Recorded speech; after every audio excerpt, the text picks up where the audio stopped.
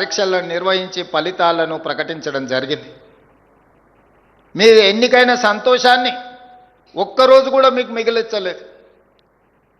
మీరు కోట్ల రూపాయలు పెట్టి ఈ ఉద్యోగాలను కొనుక్కున్నారు.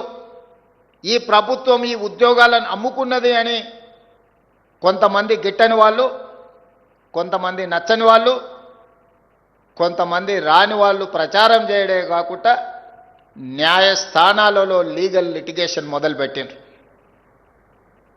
ఒక పక్కన మీ తల్లిదండ్రులు చాలా సంవత్సరాల తర్వాత వాళ్ళ కన్న కలలు నిజమవుతున్నాయి. మావాడు పీజీ పిహెచ్డీలు చేసి ఒక ఉజ్వల భవిష్యత్తులో అడుగు పెట్టబోతున్నాడని వాళ్ళ సంతోషం 24 గంటలు కూడా నిలబడకుండా చాలామంది కుట్రలు కుతంత్రాలు చేసిండ్రు.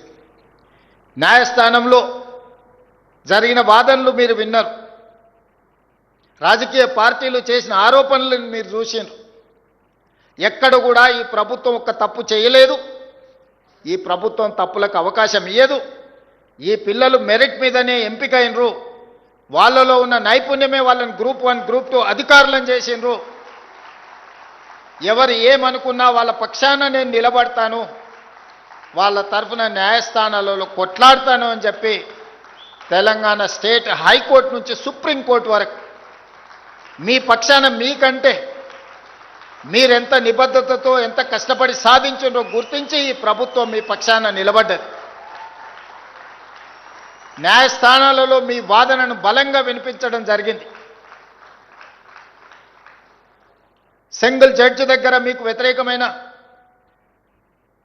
నిర్ణయం వస్తే డివిజనల్ బెంచ్లో అప్పీల్ చేసి మీ పక్షాన బలమైన వాదనలు వినిపించి అన్ని న్యాయపరమైన చిక్కులను ఛేదించి ఈరోజు మీ తల్లిదండ్రులు కన్న కలల సాకారం చేయడానికి మీతో పాటు ఈ ప్రభుత్వం కూడా సంపూర్ణంగా కృషి చేసి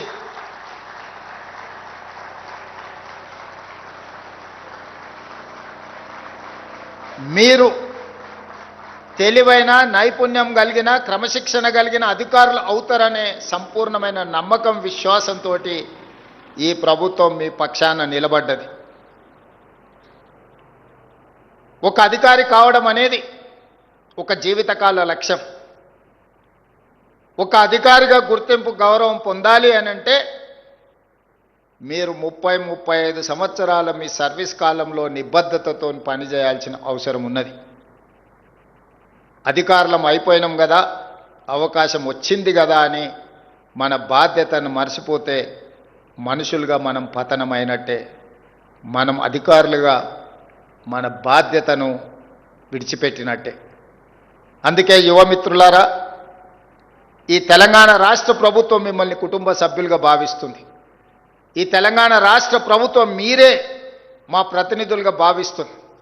ఈ ప్రభుత్వం ప్రవేశపెట్టే సంక్షేమమైన అభివృద్ధి కార్యక్రమాలైనా అత్యంత నిరుపేదలకు చేరాలి అని అంటే